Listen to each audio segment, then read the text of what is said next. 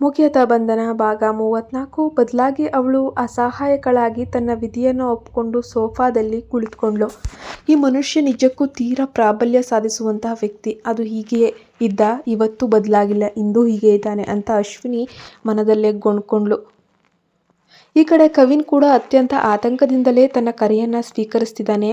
ಕೂಡಲೇ ಯಾವುದಾದ್ರೂ ಉತ್ತಮ ಗೃಹ ಸೇವಾ ಸಂಸ್ಥೆ ಮೀನ್ಸ್ ಡೊಮೆಸ್ಟಿಕ್ ಸರ್ವಿಸ್ ಏಜೆನ್ಸಿ ಸಂಪರ್ಕಿಸಿ, ಅರ್ಧ ಗಂಟೆಯೊಳಗೆ ವಸಂತನಗರ ಸಂಖ್ಯೆ 32 ರ ವಿಳಾಸಕ್ಕೆ ಒಬ್ಬ ನಂಬಿಕಸ್ಥ ಕೆಲಸದವರನ್ನ ಕಳಿಸ್ಕೊಡಿ ಅಂತ ಸುಹಾಸ್ ಆದೇಶಿಸ್ತಾರೆ. ಕವಿನ್ ತೀವ್ರ ದಿಗ್ಭ್ರಮೆಗೊಂಡು ಅವನು ಏನಾಯ್ತು ಸರ್ ಅಂತ ಪ್ರಶ್ನೆ ಕೇಳುವ ಮೊದಲೇ ಇನ್ನೊಂದು ತುದಿಯಲ್ಲಿ ಫೋನ್ ಸಂಪರ್ಕ ಕಡಿತಗೊಂಡಿತ್ತು. ಗೊಂದಲದಲ್ಲಿ ಕೆಲ ಸೆಕೆಂಡುಗಳ ಕಾಲ ತನ್ನ ಫೋನಿನ ಖಾಲಿ ಪರದೆಯನ್ನು ದಿಟ್ಟಿಸಿದಂತಹ ಕವಿನ್ ತಡಮಾಡದೆ ತಕ್ಷಣವೇ ಗೃಹ ಸೇವಾ ಕಂಪನಿಯನ್ನ ಸಂಪರ್ಕಿಸ್ತಾನೆ.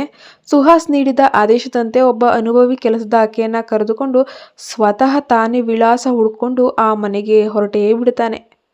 ಇತ್ತ ಫೋನ್ ಕಟ್ ಮಾಡಿದ ನಂತರ ಸುಹಾಸ್ ಅಶ್ವಿನಿಯ ಕಡೆಗೆ ತಿರುಗಿ, ಕೆಲಸದವರು ಇನ್ನು ಕೆಲವು ನಿಮಿಷಗಳಲ್ಲಿಗೆ ಇಂದು ಬಂದು ಇಳಿತಾರೆ ಅಂತ ಮೃದುವಾದ ಧ್ವನಿಯಲ್ಲೇ ಹೇಳ್ತಾನೆ.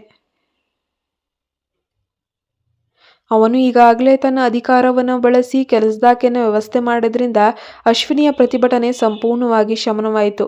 ಅವಳು ಅವನಿಂದ ಸ್ವಲ್ಪ ದೂರದಲ್ಲೇ ಹೋಗಿ ಕುಳಿತುಕೊಂಡ್ಳು. ಆ 3 ಮಕ್ಕಳು ಆರವ್, ಆದಿತ್ಯ ಮತ್ತೆ ಅನ್ವಿತಾ ಆ ಇಬ್ಬರು ವಯಸ್ಕರು ನಡುವೆ ಕುಳಿತು ಮೌನವಾಗಿ ಒಬ್ಬರನ್ನೊಬ್ಬರು ನೋಡ್ಕೊಳ್ತಾ ಇದ್ರು. ಇಡೀ ಹಾಲ್ನಲ್ಲಿ ವಾತಾವರಣ ತೀವ್ರ ಬಿಗುವಿನಿಂದ ಕೂಡಿತ್ತು. ಸುಮಾರು 20 ನಿಮಿಷಗಳ ನಂತರ ಡೋರ್ ಬೆಲ್ ಸದ್ದು ಅನ್ನೋದಾಗುತ್ತೆ. ಹಾಲ್ನಲ್ಲಿದ್ದ ಆ ವಿಚಿತ್ರ ಮೌನವನ್ನ ಮುರಿಯುವಂತೆ ಬಂದಂತಹ ಆ ಸದ್ದು ಎಲ್ಲರಿಗೂ ಕೂಡ ಒಂದು ಕ್ಷಣ ಸಣ್ಣ ಸಮಾಧಾನವನ್ನು ತಂದಿತ್ತು. ಅಶ್ವಿನಿ ಬಾಗಿಲು ತೆರೆಯಕ್ಕೆ ಹೋಗ್ತಾಳೆ, ಆದ್ರೆ ಸುಹಾಸ್ ಅವಳಿಗಿಂತಲೂ ವೇಗವಾಗಿ ಮುನ್ನಡೆದು ಬಾಗಿಲನ್ನ ತಾನೇ ಹೋಗಿ ತೆರಿತಾನೆ.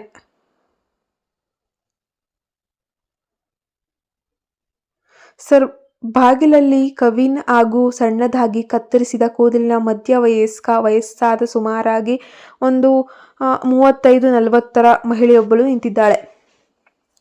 ಸುಹಾಸ್ ಪಕ್ಕಕ್ಕೆ ಸರಿದು ಅವರನ್ನು ಒಳಗೆ ಬರಲು ಸನ್ನೆ ಮಾಡ್ತಾನೆ. ಆ ಕೆಲಸದಾಕೆ ತಕ್ಷಣವೇ ಅಡುಗೆ ಮನೆಗೆ ತೆರಳಿ ನೆಲದ ಮೇಲೆ ಬಿದ್ದಿದ್ದ ಅಪಾಯಕಾರಿ ಗಾಜಿನ ಚೂರುಗಳನ್ನು ಅತ್ಯಂತ ಪರಿಣಾಮಕಾರಿಯಾಗಿ ಸ್ವಚ್ಛಗೊಳಿಸುವಾಗ ಅವಳು 3 ಮಕ್ಕಳೊಂದಿಗೆ ಅತ್ಯಂತ ಉತ್ಸಾಹ ಪ್ರೀತಿಯಿಂದ ಮಾತಾಡಿದ್ಲು. ಅವಳು ಮಕ್ಕಳನ್ನ ಎಷ್ಟು ರಂಜಿಸಿದ್ಲು ಅಂದ್ರೆ ಆ 3 ಮಕ್ಕಳಿಗೆ ತಮ್ಮ ನಗು ತಡೆದುಕೊಳ್ಳೋಕೆ ಆಗ್ಲಿಲ್ಲ. ಮಕ್ಕಳು ಆ ಕೆಲಸದಾಕೆಯನ್ನು ಎಷ್ಟು ಇಷ್ಟಪಡುತ್ತಿದ್ದಾರೆ ಎಂಬುದನ್ನ ಗಮನಿಸಿದ ಅಶ್ವಿನಿಗೆ ಒಂದು ಒಳ್ಳೆಯ ಉಪಾಯ ಉಳಿತು. ಅವಳು ಗಾಯಗೊಂಡ ಕೈಯನ್ನ ಹಿಡಿದುಕೊಂಡೆ ಅವಳ ಬಳಿ ಬಂದು, ಕ್ಷಮಿಸಿ, ನೀವು ಇಲ್ಲೇ ನಮ್ಮ ಮನೆ ಪೂರ್ಣ ಸಮಯ ಕೆಲಸಕ್ಕೆ ಇರಲು ಸಾಧ್ಯವೇ? ನಿಮ್ಮ ಮುಖ್ಯ ಕೆಲಸ ಈ ಮಕ್ಕಳನ್ನ ಪ್ರೀತಿಯಿಂದ ನೋಡ್ಕೊಳ್ಳೋದು ಹಾಗೂ ನನಗೆ ಸ್ವಲ್ಪ ಮನೆಗೆಲಸದಲ್ಲಿ ಸಹಾಯ ಮಾಡೋದು. ಸಂಬಳವನ್ನ ನೀವೇ ಕೇಳಬಹುದು ಅಂತ ಹೇಳಿ ವಿನಂತಿಸಿದ್ಲು. ಅಬ್ಬಾ, ಆ ಮಹಿಳೆ ತಕ್ಷಣವೇ ತುಂಬ ಸಂತೋಷದಿಂದ ಒಪ್ಕೊಂಡ್ಳು. ಅಯ್ಯೋ ಖಂಡಿತ ಮೇಡಮ್, ನನಗೆ ಮಕ್ಕಳಂದ್ರೆ ತುಂಬ ಇಷ್ಟ. ನೀವು ನನ್ನನ್ನು ಮಲನ್ ಅಂತ ಕರಿಬಹುದು ಅಂತ ಆತ್ಮೀಯವಾಗಿ ಪರಿಚಯವನ್ನ ಮಾಡ್ಕೊಳ್ತಾಳೆ. ಮನೆಯಲ್ಲಿ ಮಲನ್ ಸೇರ್ಕೊಂಡ ನಂತರ ಸುಹಾಸ್ ಅಲ್ಲಿಂದ ಹೊರಡಲು ಸಿದ್ಧನಾಗ್ತಾನೆಯೇ? ಅನ್ವಿತಾ ತನ್ನ ತಂದೆ ಜೊತೆ ಮನೆಗೆ ಹೋಗೋಕೆ ಅಂತ ಹೇಳಿ ಒಪ್ಕೋತಾಳ ಅಥವಾ ಅಶ್ವಿನಿ ಮತ್ತು ಅಣ್ಣಂದಿರ ಜೊತೆ ಇರಲು ಬಯಸ್ತಾಳ? ಮನೆಯಲ್ಲಿ ಮಲನ್ ಕೆಲಸಕ್ಕೆ ಸೇರ್ಕೊಂಡ ನಂತರ ಎಲ್ಲವೂ ಕೂಡ ತುಂಬ ಸುಲಭವಾಗಿಯೇ ನಡೆದು ಹೋಯಿತು ಅಂತ ಭಾವಿಸಿ ಅಶ್ವಿನಿ ನೆಮ್ಮದಿಯ ನಿಟ್ಟುಸಿರನ್ನ ಬಿಡ್ತಾಳೆ. ಕೊನೆಗೂ ಮನೆಯಲ್ಲಿ ಗಾಜೆಲ್ಲ ಸ್ವಚ್ಛ ಆಯಿತು. ಇನ್ನು ಮಕ್ಕಳು ಎಲ್ಲೂ ಬೇಕಾದರೂ ಓಡಾಡಬಹುದು. ಇನ್ನು ಮಕ್ಕಳಿಗೆ ಏನೂ ಸಮಸ್ಯೆ ಇಲ್ಲ. ತನ್ನ ಮಕ್ಕಳಿಗೆ ಸೂಕ್ತವಾದ ಹಾಗೂ ನಂಬಿಕಸ್ಥ ಮನೆ ಕೆಲಸದವರನ್ನು ಹುಡುಕಲು ತಾನು ಇನ್ನೂ ಶ್ರಮ ವಹಿಸಬೇಕಾಗ್ತದೆ ಅಂತ ಅವಳು ನಿರೀಕ್ಷಿಸಿದ್ಲು. ಆದರೆ ಇಷ್ಟೊಂದು ಸುಲಭವಾಗಿ ಇಂತಹ ಒಳ್ಳೆಯ ವ್ಯಕ್ತಿ ಸಿಕ್ಕಿದ್ದಕ್ಕೆ ಅವಳು ಆಶ್ಚರ್ಯಚಕಿತಳಾಗಿ ಹೋಗ್ತಾಳೆ. ಮಲನ್ ಜೊತೆ ಸಂಬಳ ಮತ್ತು ಕೆಲಸದ ಸಮಯದ ಬಗ್ಗೆ ಸ್ವಲ್ಪ ಚರ್ಚೆ ನಡೆಸಿದ ನಂತರ, ಅಶ್ವಿನಿ, ನೀವು ನಾಳೆ ಬೆಳಗ್ಗೆಯಿಂದಲೇ ಕೆಲಸಕ್ಕೆ ಬರಬಹುದು, ಬನ್ನಿ. ಅಷ್ಟರೊಳಗೆ ನಾನು ಒಪ್ಪಂದದ ಪೇಪರ್ಸ್ನೆಲ್ಲ ಸಿದ್ಧಪಡಿಸ್ಕೊಳ್ತೀನಿ. ಎಲ್ಲವೂ ಸರಿಯಾಗಿದ್ರೆ ನೀವು ಅದಕ್ಕೆ ಸಹಿ ಹಾಕ್ಬೋದು ಅಂತ ಹೇಳ್ತಾಳೆ. ಮಲನ್ ನಗುತ್ತಾ ತಲೆ ಆಡಿಸ್ತಾಳೆ. ಎಲ್ಲರಿಗೂ ಉದಾಯ ಹೇಳಿ ತನ್ನ ಕೆಲಸದ ಸಾಮಾನುಗಳೊಂದಿಗೆ ಅವಳು ಹೊರಟು ಹೋಗ್ತಾಳೆ. ಈಗ ಹಾಲ್ನಲ್ಲಿ ಮತ್ತೆ ಕುಟುಂಬದವರು ಮಾತ್ರ ಉಳಿದುಕೊಳ್ತಾರೆ. ಮಲನ್ ಜೊತೆ ಮಾತನಾಡಿದ ನಂತರ ಅಶ್ವಿನಿಯ ಮನಸ್ಥಿತಿ ಕೊಂಚ ಸುಧಾರಿಸಿದ್ರೂ ಕೂಡ ಅವಳು ಸುಹಾಸ್ನ ಕಡೆಗೆ ತಿರುಗಿದ ತಕ್ಷಣವೇ ಅವಳಿಗೆ ಪ್ರತಿಯೊಂದು ಮತ್ತೆ ಜ್ಞಾಪಕ ಬಂದು ಅವಳ ಮುಖದಲ್ಲಿದ್ದ ಕಠಿಣ ಸ್ವಭಾವ ಮತ್ತೆ ಮರಳುತ್ತೆ. ನನ್ನ ಗಾಯಕ್ಕೆ ಪ್ರಥಮ ಚಿಕಿತ್ಸೆಯನ್ನು ನೀಡಿ ಇಷ್ಟು ಬೇಗ ಕೆಲಸದಾಕೆಯನ್ನು ಹುಡುಕಿಕೊಟ್ಟು ತೊಂದರೆ ತಗೊಂಡಿದ್ದಕ್ಕೆ ತುಂಬ ಧನ್ಯವಾದಗಳು.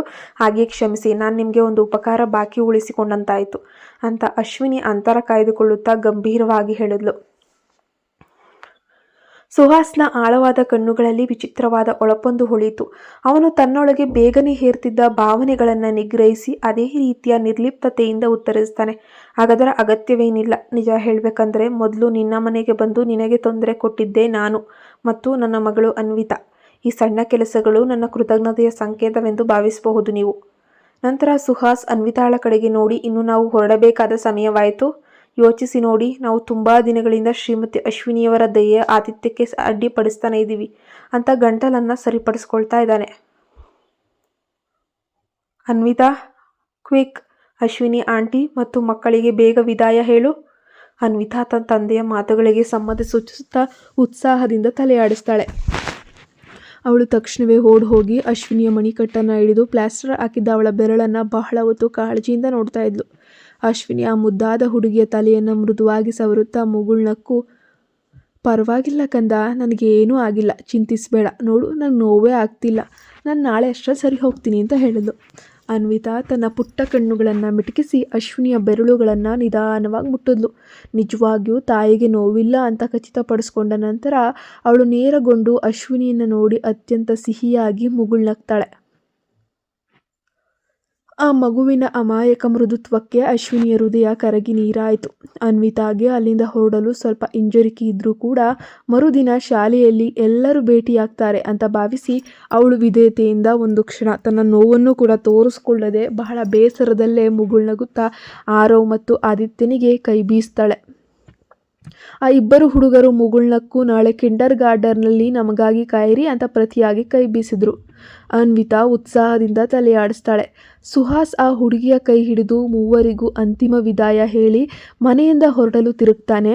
ಅವರ ಕಾರು ಮನೆಯ ಮುಂದಿನ ಹಾದಿಯಿಂದ ಸಂಪೂರ್ಣವಾಗಿ ಕಣ್ಮರೆಯಾಗುವವರೆಗೂ ಕೂಡ ಅಶ್ವಿನಿ ಬಾಗಿಲಲ್ಲೇ ನಿಂತು ನೋಡ್ತಾ ಇದ್ದಾಳೆ.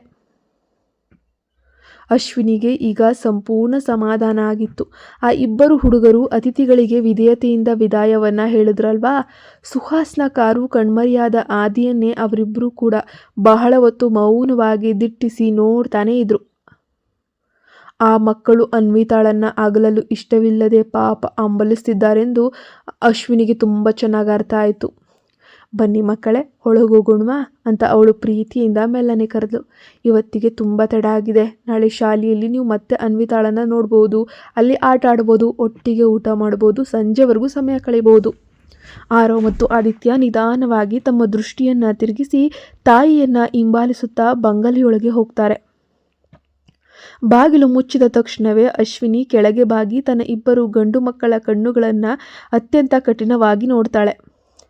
ಮಕ್ಕಳೇ, ನಾನು ನಿಮಗೆ ಒಂದು ಮುಖ್ಯವಾದ ವಿಷಯ ಹೇಳಬೇಕು, ಅದನ್ನು ನೀವು ನೆನಪಿನಲ್ಲಿ ಯಾವಾಗಲೂ ಇಟ್ಕೊಳ್ಬೇಕು ಅಂತ ಏನೋ ಮಾತನ್ನು ಶುರು ಮಾಡ್ತಾಳೆ. ಆ ಮಕ್ಕಳ ದಿಢೀರ್ ಕಠಿಣ ಮುಖಭಾವವನ್ನು ಕಂಡು ಆರವ್ ಮತ್ತು ಆದಿತ್ಯ ಗೊಂದಲಕ್ಕೊಳಗಾದಂತೆ ನಟಿಸ್ತಾರೆ. ಇನ್ನು ಮುಂದೆ ಒಂದು ವೇಳೆ ಅಥವಾ ಅನ್ವಿತಾಳ ತಂದೆ ಸುಹಾಸ್ ಅಂಕಲ್ಲು ನಿಮ್ಮ ವಯಸ್ಸು ಎಷ್ಟು ಅಂತ ಕೇಳಿದರೆ ನಾವು ಅನ್ವಿತಾಗಿಂತ 1 ವರ್ಷ ಚಿಕ್ಕವರು ಅಂತಷ್ಟೇ ಹೇಳಬೇಕು. ಅನ್ವಿತಾ ಮತ್ತು ನೀವು ಒಂದೇ ವಯಸ್ಸಿನವರು ಅಂತ ಅವರಿಗೆ ಎಂದಿಗೂ ತಿಳಿಯಬಾರದು. ನಿಮಗೆ ಅರ್ಥವಾಯಿತೆ ಅಂತ ಅಶ್ವಿನಿ ಬಹಳ ಆತಂಕ ಭಯದಲ್ಲೇ ಆದೇಶಿಸ್ತಾಳೆ. ತಾಯಿ ಹೀಗೆ ಹೇಳಲು ಕಾರಣವೇನು ಎಂಬುದು ಆ ಸೈಬರ್ ಪ್ರತಿಭಾವಂತ ಹುಡುಗರಿಗೆ ತಕ್ಷಣವೇ ಅರ್ಥ ಆಗೋಯ್ತು. ಆದರೂ ತಮಗೇನು ತಿಳಿಲೇ ಇಲ್ಲ ಅನ್ನೋ ಥರ ನಟಿಸುತ್ತಾ ಯಾಕೆ ಅಮ್ಮ ಅಂತ ಮುಗ್ಧವಾಗಿ ಕೇಳಿದ್ರು. ಯಾವ ಸತ್ಯವಾದ ಕಾರಣ ಕೊಡಬೇಕಂತ ತಿಳಿಯದೆ ಅಶ್ವಿನಿ ಒಂದು ಕ್ಷಣ ತೀವ್ರವಾಗಿ ಹಿಂಜರಿದು ನಂತರ ಅಸಹಾಯಕಳಾಗಿ ನಿಟ್ಟುಸಿರು ಬಿಡುತ್ತಾ, ಏನೂ ಇಲ್ಲ ಕಂದ, ಯಾವುದು ಕಾರಣವಿಲ್ಲ, ಆದರೆ ಅಮ್ಮ ಹೇಳಿದ ಹಾಗೆ ಮಾಡ್ತಿರಲ್ವಾ ಪ್ಲೀಸ್ ಅಂತ ಹೇಳಿ ವಿನಂತಿಸ್ಕೊಳ್ತಾಳೆ. ಹುಡುಗರು ಮತ್ತೊಮ್ಮೆ ಒಬ್ಬರನ್ನೊಬ್ಬರು ನೋಡಿಕೊಂಡು ನಿಧಾನವಾಗಿ ವಿಧೇಯತೆಯಿಂದ ತಲೆಯಾಡಿಸ್ತಾರೆ. ಆರವ್ ತನ್ನ ಮುಖದಲ್ಲಿ ಯಾವುದೇ ಭಾವನೆಗಳನ್ನು ವ್ಯಕ್ತಪಡಿಸದೆ ಗಂಭೀರವಾಗಿದ್ದನು. ಆದರೆ ಅವನ ಸಹೋದರ ಆದಿತ್ಯ ತೀವ್ರ ಗೊಂದಲದಿಂದ ಆರವ್ನತ್ತ ನೋಡ್ತಿದ್ದಾನೆ.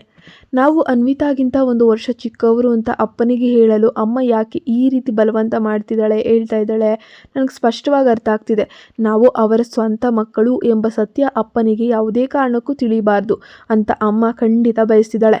ಆದರೆ ಅಪ್ಪನಿಗೇನಾಗಿದೆ, ಅವರು ಅಮ್ಮನ ಜೊತೆ ಯಾವಾಗಲೂ ಇಷ್ಟೊಂದು ದಯೆ ಮತ್ತು ಕಾಳಜಿಯಿಂದ ಇರ್ತಾರಲ್ವೇ. ಅವರಿಬ್ಬರ ಜೋಡಿ ತುಂಬ ಚೆನ್ನಾಗಿದೆ. ಆಗಿರುವಾಗ ನಾವು ಅವರ ಮಕ್ಕಳು ಎಂಬ ವಿಷಯವನ್ನು ಅವರಿಗೆ ತಿಳಿಸಬಾರದು ಅಂತ ಅಮ್ಮ ಯಾಕೆ ಈ ರೀತಿ ಭಾವಿಸ್ತಿದ್ದಾಳೆ ಅನ್ನುವಂತಹ ಸಾಲು ಸಾಲು ಪ್ರಶ್ನೆಗಳು ಆ ಪುಟ್ಟು ಪುಟ್ಟು ಆದಿತ್ಯನ ಮನಸ್ಸಲ್ಲಿ ಕಾಡ್ತಾ ಇದ್ದಾವೆ. ಸುಹಾಸ್ ಅನ್ವಿತಾಳ ಕೈ ಹಿಡಿದು ಮನೆಗೆ ಹಿಂತಿರುಗಿದಾಗ ರಾತ್ರಿ ಸುಮಾರು 10 ಗಂಟೆಯಾಗಿತ್ತು. ಮನೆಯ ಉಸ್ತುವಾರಿ ವಹಿಸಿದ್ದ ಕೆಲಸಗಾರ ಬಾಗಿಲಲ್ಲೇ ಕಾಯ್ತಾ ಇದ್ದನು. ಶ್ರೀಮತಿ ಕಾವ್ಯ ನಿಮಗಾಗಿ ಒಳಗೆ ಕಾಯ್ತಿದ್ದಾರೆ ಮಿಸ್ಟರ್ ಸುಹಾಸ್ ಅಂತ ಅವನು ತಿಳಿಸ್ತಾನೆ. ಈ ಸುದ್ದಿ ಕೇಳಿ ಸುಹಾಸ್ನ ಉಬ್ಬುಗಳು ಗಂಟಾಕಿದ್ವು. ಅವನು ಆ ಕೆಲಸಗಾರನಿಗೆ ಸಣ್ಣದಾಗಿ ತಲೆಯಾಡಿಸುತ್ತಾ ಅನ್ವಿತಾಳೊಂದಿಗೆ ವೇಗವಾಗಿ ಮನೆಯೊಳಗೆ ನಡೀತಾನೆ. ನೀವು ಬಂದಿದ್ದೀರಾ? ಸೋಫಾದ ಮೇಲೆ ಕುಳಿತಿದ್ದ ಕಾವ್ಯ ಅವರು ಹೊಸ್ತಿಲು ದಾಟಿ ಒಳಗೆ ಬರುವುದನ್ನು ಕಂಡು ತಕ್ಷಣವೇ ಎದ್ದು ನಿಂತ್ಕೊಳ್ತಾಳೆ. ಅವಳು ಕೆಳಗೆ ಬಾಗಿ ಅನ್ವಿತಾಳ ತಲೆಯನ್ನು ಪ್ರೀತಿಯಿಂದ ಬಹಳ ನಾಜೂಕಾಗಿ ಮುಟ್ಟೋಕೆ ಯತ್ನಿಸಿದ್ಲು. ಆದರೆ ಅನ್ವಿತಾ ಅವಳ ಸ್ಪರ್ಶವನ್ನು ತಪ್ಪಿಸಿಕೊಳ್ಳಲು ತಂದೆಯ ಹಿಂದೆ ಹೋಗಿ ಅಡಗಿ ನಿಂತ್ಕೊಂಡ್ಬಿಟ್ಲು. ಅವಳನ್ನು ನೋಡಿದರೆ ಯಾವುದೋ ದೆವ್ವ ನೋಡಿದ ಹಾಗೆ ರಿಯಾಕ್ಟ್ ಮಾಡೋಕೆ ಪ್ರತಿ ಬಾರಿಯೂ ಶುರು ಮಾಡಿದ್ಲು. ಕಾವ್ಯ ಕಣ್ಣುಗಳಲ್ಲಿ ಒಂದು ಕ್ಷಣ ಅಸಮಾಧಾನ ಮಿಂಚಿತಾದರೂ ಅವಳು ತಕ್ಷಣವೇ ಬಲವಂತವಾಗಿ ನಗುತ್ತಾ ಅದನ್ನು ಮರೆಮಾಚ್ತಾಳೆ. ಏನಾಯಿತು ಸುಹಾಸ್? ಅವಳನ್ನು ಹತ್ತಿರದಿಂದ ಗಮನಿಸುತ್ತಾ ಅಸಡ್ಡೆಯ ಧ್ವನಿಯಲ್ಲೇ ಕೇಳ್ತಾಳೆ. ಆ ಕಡೆ ಕಾವ್ಯ ಸಾಂದರ್ಭಿಕವಾಗಿ ಮುಗುಳ್ನಗುತ್ತಾ, ಇಂದು ಆಫೀಸ್ ಸಮಸ್ಯೆಗೆ ನಮಗೆ ಸಹಾಯ ಮಾಡಲು ನಿಮ್ಮ ಕಡೆಯಿಂದ ಯಾರನ್ನಾದರೂ ಕಳಿಸುವುದಕ್ಕಾಗಿ ಮತ್ತೊಮ್ಮೆ ಧನ್ಯವಾದಗಳು. ನೀವು ನಮ್ಮನ್ನು ದೊಡ್ಡ ಸಮಸ್ಯೆಯಿಂದ ರಕ್ಷಿಸಿದ್ದೀರಿ. ಅದಕ್ಕಾಗಿಯೇ ಅಪ್ಪ ನನ್ನನ್ನು ನೇರವಾಗಿ ಬಂದು ಮತ್ತು ನಿಮಗೆ ಧನ್ಯವಾದ ಹೇಳಬೇಕು ಅಂತ ಹೇಳಿಬಿಟ್ಟು ನನ್ನನ್ನು ಇಲ್ಲಿ ಕಳಿಸ್ಕೊಟ್ಟಿದ್ದಾರೆ ಅಂತ ಹೇಳ್ತಾಳೆ. ಸ್ವಲ್ಪ ವಿರಾಮದ ನಂತರ ಅವಳು ಬೇರೇನೋ ಹೇಳಲು ಹೊರಟಿದ್ಲು. ಆದರೆ ಸುಹಾಸ್ ಅವಳನ್ನು ಮಧ್ಯದಲ್ಲೇ ತಡೆದು, ಆಫೀಸ್ನ ಸೈಬರ್ ಸಮಸ್ಯೆ ಸಂಪೂರ್ಣವಾಗಿ ಪರಿಹಾರವಾಗಿದೆಯೇ ಅಂತ ಹೇಳಿಬಿಟ್ಟು ನೇರವಾಗಿ ಕೇಳ್ತಾನೆ. ಅವನ ಸ್ಪಷ್ಟ ಹಾಗೂ ಕಠಿಣ ಮಾತಿನಿಂದ ಆರತಿ ಒಂದು ಕ್ಷಣ ದಿಗ್ಭ್ರಮೆಗೊಂಡ್ಳು. ಬಲವಂತದ ನಗುವಿನೊಂದಿಗೆ ತಲೆಯಾಡಿಸ್ತಾ, ಹೌದು, ಆ ಸಣ್ಣ ತಾಂತ್ರಿಕ ಸಮಸ್ಯೆ ನಮ್ಮನ್ನು ಮಧ್ಯಾಹ್ನದವರೆಗೆ ಕಾರ್ಯನಿರತವಾಗಿರುವಂತೆ ಮಾಡಿಬಿಡ್ತು. ಅದು ನಿಮ್ಮ ಕಂಪನಿಯ ಕೆಲಸದ ಮೇಲೆ ಯಾವುದೇ ರೀತಿಯ ಪರಿಣಾಮ ಬೀರುತ್ತದೆ ಅಂತ ನಾನು ಭಾವಿಸೋದಿಲ್ಲ ಅಂತ ಹೇಳ್ತಾಳೆ. ಸುಹಾಸ್ ಗಂಭೀರವಾಗಿ ತಲೆಯಾಡಿಸ್ತಾನೆ. ರಾಜರತ್ನಂ ಗ್ರೂಪ್ನಲ್ಲಿ ಅನೇಕ ಸಮರ್ಥ ಉದ್ಯೋಗಿಗಳಿದ್ದಾರೆ. ಒಬ್ಬ ವ್ಯಕ್ತಿ ಇಲ್ಲದಿದ್ದರೆ ಅದು ಕಂಪನಿಗೆ ಯಾವುದೇ ಒಂದು ವ್ಯತ್ಯಾಸವನ್ನುಂಟು ಮಾಡೋದೇ ಇಲ್ಲ. ಆದ್ದರಿಂದ ನೀವು ನನಗೆ ವೈಯಕ್ತಿಕವಾಗಿ ಧನ್ಯವಾದ ಹೇಳುವಂತಹ ಅಗತ್ಯ ಖಂಡಿತ ಇರಲಿಲ್ಲ. ಅವಳ ಪ್ರತಿಕ್ರಿಯೆಗೆ ಕಾಯದೆ ಅವನು ಅನ್ವಿತಾಳನ್ನು ಕರೆದುಕೊಂಡು ಅವಳ ಪಕ್ಕದಿಂದ ವೇಗವಾಗಿ ಮೇಲೆ ನಡೆಯೋಕೆ ಮುಂದಾಗ್ತಾನೆ. ಆರತಿಯ ಮುಖ ಕೋಪ ಮತ್ತು ಅವಮಾನದಿಂದ ಗಂಟಾಯಿತು. ಅವಳಿಗಂತೂ ಎಷ್ಟು ಕೆಟ್ಟ ಕೋಪ ಬರ್ತಾಯಿತ್ತು ಅಂದರೆ ಅವರಿಬ್ಬರಿಗೂ ಹಿಡ್ಕೊಂಡು ಬಾರಿಸಬೇಕು ಅನ್ನೋಷ್ಟು. ಆದರೆ ತಕ್ಷಣವೇ ತನ್ನ ಭಾವನೆಗಳನ್ನು ಹದ್ದುಬಸ್ತಿಗೆ ತಂದುಕೊಂಡು ಅವಳ ಮುಖಭಾವವನ್ನು ಮತ್ತೆ ನರಿಯ ಹಾಗೆ ಮೃದುಗೊಳಿಸ್ಕೊಂಡ್ಳು. ಆದಾಗ್ಯೂ ನೀವು ನನಗೊಂದು ದೊಡ್ಡ ಸಮಸ್ಯೆಯನ್ನು ಪರಿಹರಿಸ್ಕೊಳ್ಳೋಕೆ ತುಂಬ ಸಹಾಯ ಮಾಡಿದ್ದೀರಿ. ನಿಮ್ಗೇನು ಪ್ರತಿಯಾಗಿ ಕೊಡಬೇಕಂತ ನನಗೆ ತಿಳಿತಾ ಇಲ್ಲ. ಆದ್ದರಿಂದ ನಾನು ಅನ್ವಿತಾಗೆ ಪ್ರತಿಯಾಗಿ ಒಂದು ಪುಟಾಣಿ ಸಣ್ಣ ಉಡುಗೊರೆಯನ್ನು ತಂದಿದ್ದೀನಿ. ಚಿಂತಿಸಬೇಡಿ, ನಾನೇನು ದುಬಾರಿ ಆದದ್ದೇನು ಖರೀದಿಸಿಲ್ಲ. ಇದನ್ನು ನನ್ನ ಸಣ್ಣ ಕೃತಜ್ಞತೆಯ ಸಂಕೇತವೆಂದು ಭಾವಿಸಿ ಅಂತ ಕೃತಕ ಪ್ರೀತಿಯಿಂದ ಹೇಳ್ತಾಳೆ. ಅವಳು ಮಾತಾಡ್ತಿದ್ದ ಹಾಗೆ ಸೋಫಾದ ಮೇಲಿದ್ದ ಬ್ಯಾಗ್ನಿಂದ ವಿಶೇಷ ಆವೃತ್ತಿಯ ಅಂದರೆ ಲಿಮಿಟೆಡ್ ಎಡಿಷನ್ ಬೆಲೆ ಬಾಳುವ ಆಟಿಕೆ ಗೊಂಬೆಯನ್ನು ಹೊರತೆಗ್ಳು. ಅದರ ಅಚ್ಚುಕಟ್ಟಾದ ಪ್ಯಾಕೇಜಿಂಗನ್ನು ನೋಡಿದ ಸುಹಾಸ್ಗೆ ಅದು ಅನ್ವಿತಾಳ ಕೋಣೆಯಲ್ಲಿದ್ದ ಗೊಂಬೆಗಳ ಸೆಟ್ನಲ್ಲಿ ಒಂದಾಗಿದೆ ಎಂದ ತಕ್ಷಣವೇ ಅವಳಿಗೆ ಗುರುತಿಸೋಕೆ ಸಾಧ್ಯವಾಯಿತು. ತನ್ನ ಮಗಳಿಗೆ ಈ ರೀತಿಯ ಆಟಿಕೆಗಳು ಇಷ್ಟವಾಗ್ತವೆ ಎಂಬುದು ತಿಳಿದಿದ್ದರಿಂದ ಅವಳು ಆ ಉಡುಗೊರೆಯನ್ನು ಸ್ವೀಕರಿಸಲು ಬಯಸುತ್ತಾಳೆ ಎಂದು ನೋಡಲು ಸುಹಾಸ್ ಸ್ವಲ್ಪ ಅಲ್ಲೇ ನಿಂತ್ಕೊತಾನೆ. ಆದರೆ ಅನಿರೀಕ್ಷಿತವಾಗಿ ಅನ್ವಿತಾ ಕಾವ್ಯಾಳ ಕಡೆಗೆ ತಲೆ ಎತ್ತು ಕೂಡ ನೋಡೋಕೆ ಹೋಗಲಿಲ್ಲ. ಆ ಗೊಂಬೆ ಮೇಲೂ ಸ್ವಲ್ಪ ಇಂಟ್ರೆಸ್ಟ್ ತೋರಿಸಲೇ ಇಲ್ಲ. ಅದು ಏನು ಅಂತ ತಿಳ್ಕೊಳ್ಳೋಂಥ ಕುತೂಹಲನೂ ಇಲ್ಲ. ಬದಲಾಗಿ ಅವಳು ತಂದೆಯ ಕೈಯನ್ನು ಇನ್ನಷ್ಟು ಬಿಗಿಯಾಗಿ ಹಿಡಿದು ಅವನ ಕಾಲಿಗೆ ಅಂಟಿಕೊಂಡು ನಿಂತಳು. ಅನ್ವಿತಾ ತನ್ನ ಉಡುಗೊರೆಯನ್ನು ತಿರಸ್ಕರಿಸಿದ್ದನ್ನು ಕಂಡು ಕಾವ್ಯ ಏನು ಮಾಡ್ತಾಳೆ? ಸುಹಾಸ್ಗೆ ಆ ಕಾವ್ಯಾಳ ಬರುವಿಕೆ ಹಿಂದೆ ಯಾರಾದರೂ ಬೇರೆ ಗುಪ್ತ ಉದ್ದೇಶ ಇದೆ ಅನ್ನೋ ಅನುಮಾನ ಬರುತ್ತಾ? ಅನ್ವಿತಾ ತನ್ನ ತಂದೆಯ ಕಾಲನ್ನು ಇನ್ನೂ ಬಿಗಿಯಾಗಿ ಹಿಡ್ಕೊಂಡು ಕಾವ್ಯದಿಂದ ದೂರವಾಗಿ ನಿಂತಿದ್ದಾಳೆ. ಸುಹಾಸ್ಗೆ ತನ್ನ ಮಗಳ ಹಿಂಜರಿಕೆ ತಕ್ಷಣವೇ ಅರ್ಥ ಆಗುತ್ತೆ.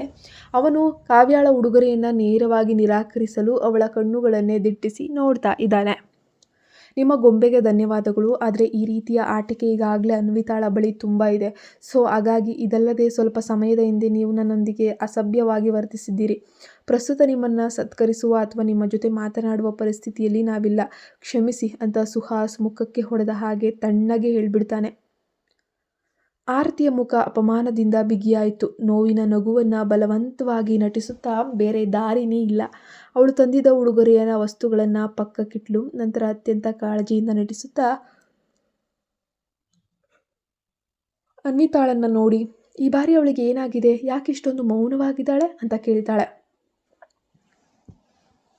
ಈ ಹಿಂದೆ ಹಲವು ಬಾರಿ ಹುಡುಗಿಯ ಮನಸ್ಸನ್ನು ಗೆಲ್ಲಲು ಪ್ರಯತ್ನಿಸಿ ವಿಫಲವಾಗಿದ್ದಂಥ ಕಾವ್ಯ ಈ ಬಾರಿಯೂ ಸುಹಾಸ್ ತನಗೆ ಸೂಕ್ತ ಗೌರವ ಕೊಡುತ್ತಿಲ್ವಲ್ಲ ಅನ್ನೋ ಭಯ, ಆಕ್ರೋಶದಿಂದ ತಲೆ ಕೆಡಿಸ್ಕೊಳ್ತಾಳೆ. ಅದು ಸಣ್ಣ ವಿಷಯ. ಸುಹಾಸ್ ವಿಷಯವನ್ನು ಮೊಟಕುಗೊಳಿಸಿ ದೃಷ್ಟಿಯನ್ನು ಬೇರೆಡೆಗೆ ನೆಡ್ತಾನೆ. ಅವನು ಆ ಘಟನೆ ಅಥವಾ ಅಶ್ವಿನಿಯ ಗಾಯದ ವಿವರಗಳನ್ನು ಅಂದರೆ ಕಾವ್ಯಳ ಬಳಿ ಬಹಿರಂಗಪಡಿಸೋಕೆ ಅಥವಾ ಅವನ ಒಂದು ಪರ್ಸನಲ್ ವಿಚಾರಗಳನ್ನು ಅವಳ ಜೊತೆ ಹೇಳ್ಕೊಳ್ಳೋಕೆ ಇಷ್ಟಪಡ್ತಾ ಇಲ್ಲ ಅನ್ನೋ ಸ್ಪಷ್ಟವಾಗಿ ಗೊತ್ತಾಗ್ತಾ ಇತ್ತು. ಅವಳ ವೈಯಕ್ತಿಕ ವಿಚಾರಗಳಲ್ಲಿ ಅಥವಾ ಮಗಳ ವಿಷಯದಲ್ಲಿ ಹಸ್ತಕ್ಷೇಪ ಮಾಡುವ ಯಾವುದೇ ಹಕ್ಕು ನನಗಿಲ್ಲ ಅಂತ ಅವನು ಭಾವಿಸಿರ್ಬೋದು ಅಂತ ಕಾವ್ಯಳಿಗೂ ಕೂಡ ತುಂಬ ಚೆನ್ನಾಗಿ ಅರ್ಥ ಆಯಿತು. ಉಡುಗೊರೆ ಚೀಲವನ್ನು ಹಿಡಿದಿದ್ದ ಆರತಿಯ ಕೈ ಮುಷ್ಟಿ ಕೋಪದಿಂದ ಬಿಗಿಯಿತು.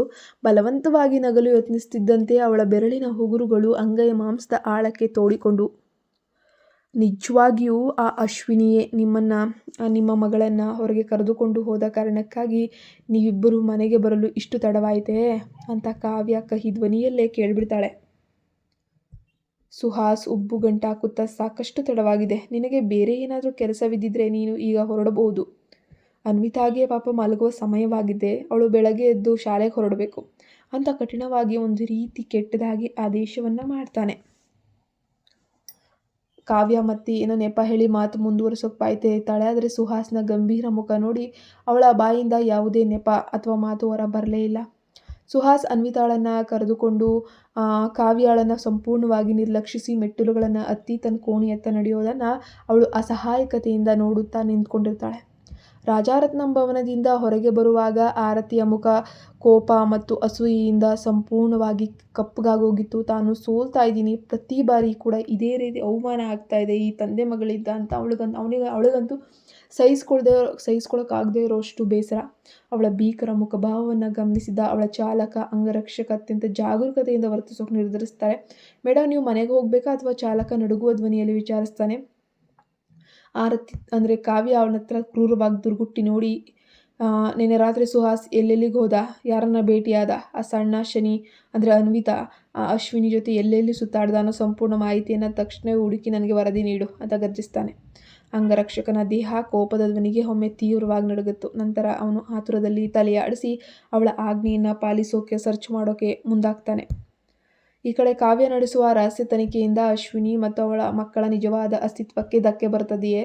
ಸುಹಾಸ್ ತನ್ನ ಕುಟುಂಬವನ್ನು ಆರತಿಯ ಕುತಂತ್ರದಿಂದ ಹೆಂಗೆ ತಾನೇ ಕಾಪಾಡ್ಕೊಳ್ತಾನೆ? ಇನ್ನು ಮುಂದೆ ಏನಾಗಬಹುದು?